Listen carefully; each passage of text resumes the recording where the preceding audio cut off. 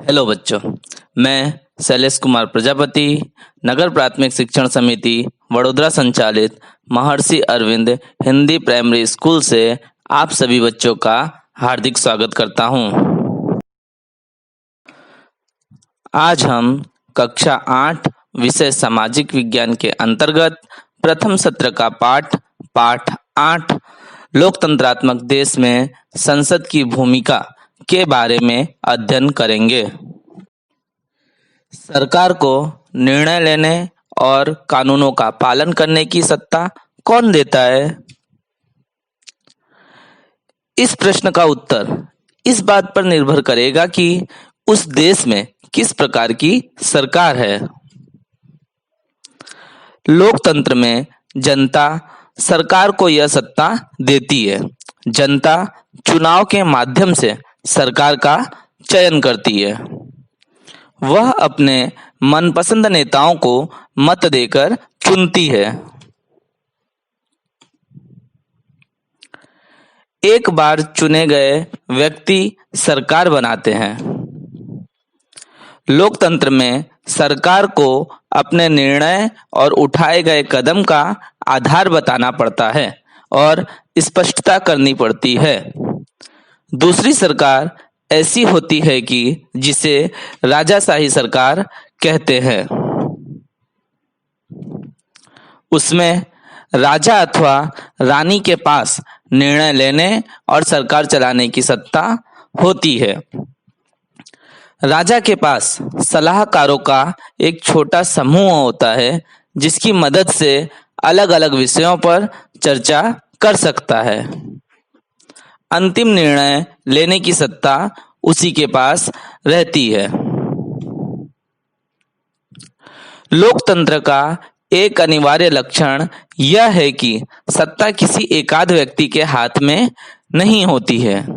उसमें राज्य के सभी लोगों का सार्वभौमत्व होता है। लोग स्वयं ही अपने भाग्य विधाता होते हैं। सार्वभौमत्व राज्य का अनिवार्य लक्षण है।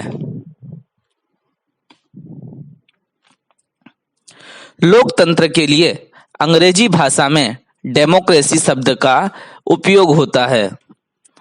लोकतंत्रात्मक राज्य व्यवस्था लोगों के लिए होती है, अर्थात अधिक से अधिक लोगों के हितों का ध्यान रखना लोकतंत्र का मुख्य लक्ष्य है।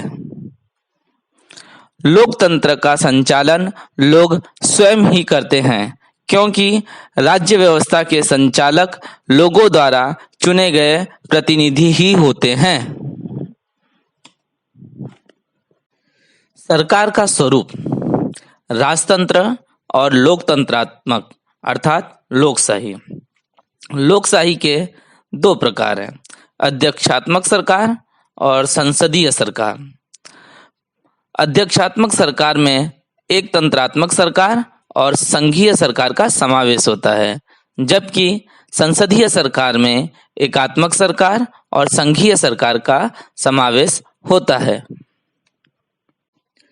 आपके यहाँ विद्यालय पंचायत का चुनाव होता होगा।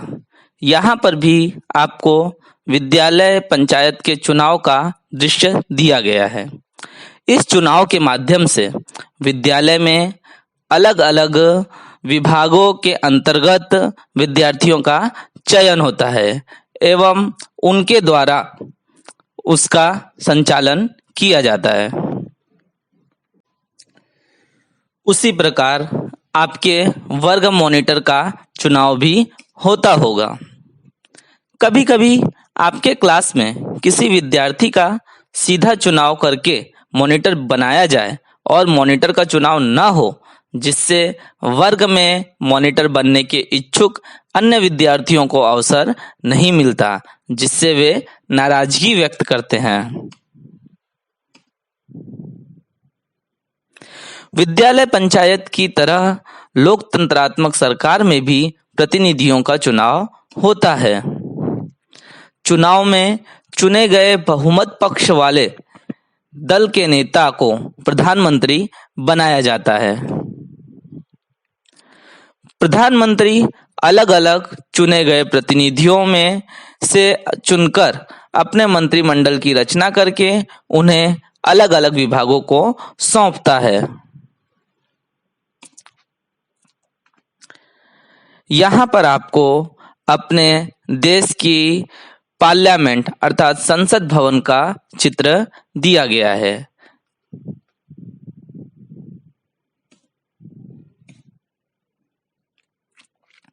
किस तरह बनती है संसद? संसद ने संसदीय लोकतंत्र के स्वरूप को स्वीकार किया है। भारत में संसद सर्वोच्च संस्था है। भारत की संसद राष्ट्रपति और 2 सदनों यानी कि लोकसभा और राज्यसभा की बनी है। राज्यसभा संसद का ऊपरी सदन है, जबकि लोकसभा संसद का निचला सदन कहलाता है। संसद के मुख्य 3 अंग हैं: लोकसभा, राष्ट्रपति और राज्यसभा। हमारे देश की लोकसभा में कुल सदस्यों की संख्या 545 है। इन 545 सदस्यों में से गुजरात के 26 सदस्य होते हैं। राज्यसभा में हमारे देश के कुल सदस्यों की संख्या 250 है। इन 250 सदस्यों में से गुजरात के 11 सदस्य चुने जाते हैं। स्वतंत्रता के बाद रचित भारतीय संसद लोकतंत्र के सिद्धांतों में भारत के लोगों के विश्वास का प्रतीक है। लोकतंत्र में निर्णय लेने की प्रक्रिया में प्रजा की सहमति और भागीदारी होती है। हमारी शासन व्यवस्था में संसद के पास संपूर्ण और महत्वपूर्ण सत्ता होती है, क्योंकि वह लोगों का प्रतिनिधित्व करती है। संसद निम्नानुसार कार्य करती है: सरकार पर विविध रूप से नियंत्रण रखना और उसे उत्तरदायी रखना, कानून बनाना तथा उसमें परिवर्तन करना, पुराने कानून रद्द करना।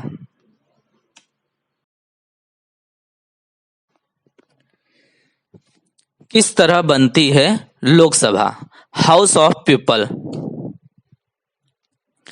लोकसभा के लिए राज्य की विधानसभा की तरह ही चुनाव आयोजित किए जाते हैं। प्रत्येक 5 वर्ष पर लोकसभा का चुनाव होता है। हर एक संसदीय मत विस्तार में से एक उम्मीदवार को सांसद चुना जाता है। चुनाव लड़ने वाले उम्मीदवार अधिकांशतः राजनीतिक पक्षों के सदस्य होते हैं। चुने हुए उम्मीदवार को संसद सभ्य MP कहा जाता है। इन सभी सांसदों को मिलाकर लोकसभा बनती है। किस तरह बनता है शासक पक्ष? लोकसभा में चुनाव के बाद संसद सदस्यों की एक सूची बनाई जाती है, जिसके आधार पर पता चलता है कि कौन से राजनीतिक पक्ष के कितने सदस्य सांसद हैं। यदि कोई राजनीतिक पक्ष सरकार बनाना चाहता है तो उसे निर्वाचित सांसदों की बहुमति मिलनी चाहिए। सामान्य रूप से चुनाव के बाद जिस दल अथवा दलीय गठबंधन को लोकसभा में स्पष्ट बहुमत मिला हो, उस दल के नेता को राष्ट्रपति प्रधानमंत्री के रूप में नियुक्त करता है।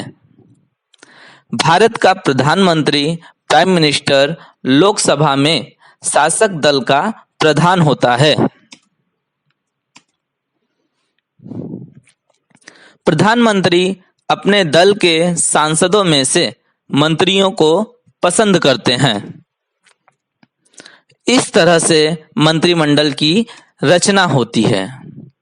मंत्रीगण प्रधानमंत्री के साथ मिलकर निर्णय लेते हैं। ये मंत्री संघीय सूची में आने वाले क्षेत्रों के विविध सरकारी कार्यों का उत्तरदायित्व संभालते हैं।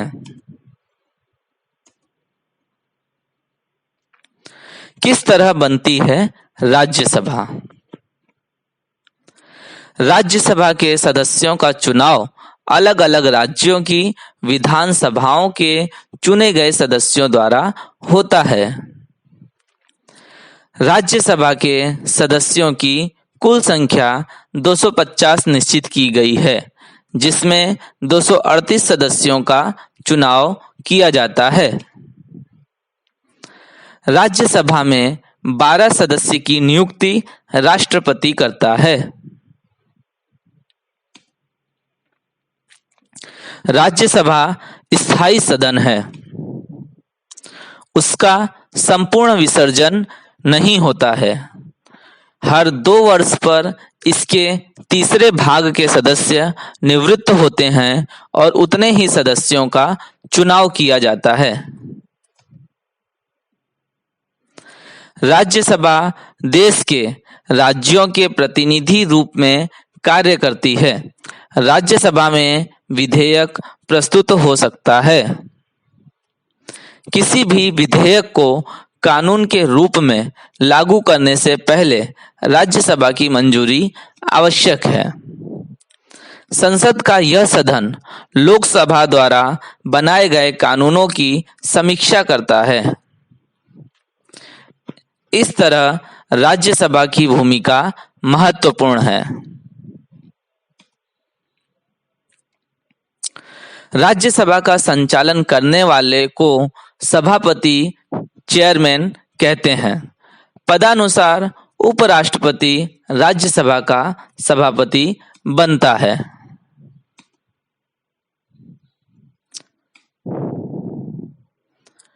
जब संसद का सत्र चलता हो तो सर्वप्रथम प्रश्नोत्तरी के लिए समय निर्धारित किया जाता है, जिसके माध्यम से संसद सदस्य सरकार के कामकाज के विषय में जानकारी प्राप्त करते हैं।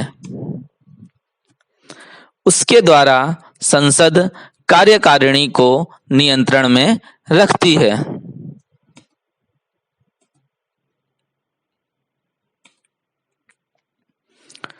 प्रश्नों के माध्यम से सरकार को उसकी कमियों के प्रति ध्यान दिलाते हैं। इस तरह सरकार को जनप्रतिनिधियों की तरफ से प्रजा के विचार जानने का अवसर मिलता है। सरकार से प्रश्न पूछना संसद सदस्यों का महत्वपूर्ण उत्तरदायित्व है। लोकतंत्र में अच्छे प्रशासन के लिए विरोध पक्ष की भी सबसे बड़ी और महत्वपूर्ण रचनात्मक भूमिका होती है। उससे सरकार की नीतियां एवं कार्यक्रमों की कमियां सामने आती हैं। लोकसभा का संचालन करने वाले को अध्यक्ष, स्पीकर कहते हैं। राष्ट्रपति, प्रेसिडेंट। राष्ट्रपति संसद के अंगभूत भाग माने जाते हैं। संसद के दोनों सदनों द्वारा पास किए गए विधेयक उसके हस्ताक्षर के बाद कानून बनते हैं। संसद की बैठक बुलाने और सत्र समाप्ति की घोषणा करने का उन्हें अधिकार है।